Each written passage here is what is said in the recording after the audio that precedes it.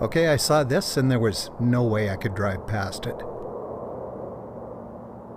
A big fog bank had just lifted in the valley of Eagle Lake, just east of Strathmore, and it left behind all this frost.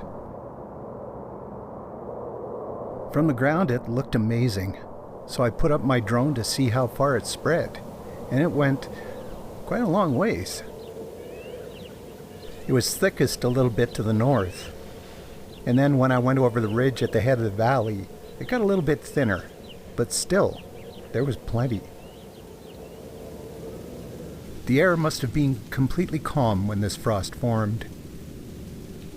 The crystals of it were the size of feathers, like the feathers that were puffing out of my ripped down vest.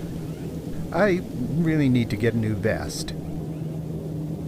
There was frost everywhere I looked, and at this big patch of willows and poplars, I was able to step out of the truck and get fairly close to it. You can see just how big some of those crystals are. They form from supercooled water droplets that are suspended in the air, like in fog. But frost crystals need something to grow on. But the further east I went, the fewer things there were for the crystals to attach to. The snow in the fields was flat and even, but I came to an intersection where snowplows had piled a bunch of it up, and it was covered in crystals. I could get really close to them now. Of course, it helped that they were pretty big. And though they do look kind of feathery, up close you can really see that they're more like fish scales. And diamonds. There were even crystals in the bird tracks in the snow, left behind by these guys, I assume. I continued following the frost and came across this guy. That's a snowy owl. They are so cool to see. But by about 3 in the afternoon I was starting to run out of daylight, so I started heading back to town.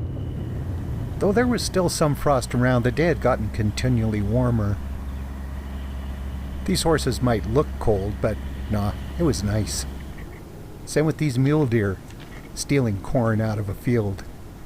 This girl here, she looks particularly guilty.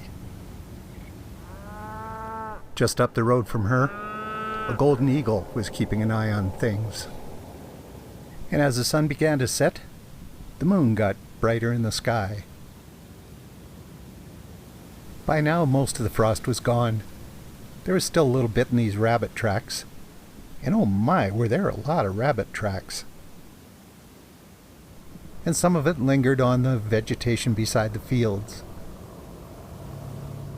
And there was a much warmer air to the west, which was causing this inversion. But that just added to the golden glow of the sun skimming across the little bit of frost that was left. Yeah, it had been a little bit of a surprise to find the countryside looking as feathery as all this.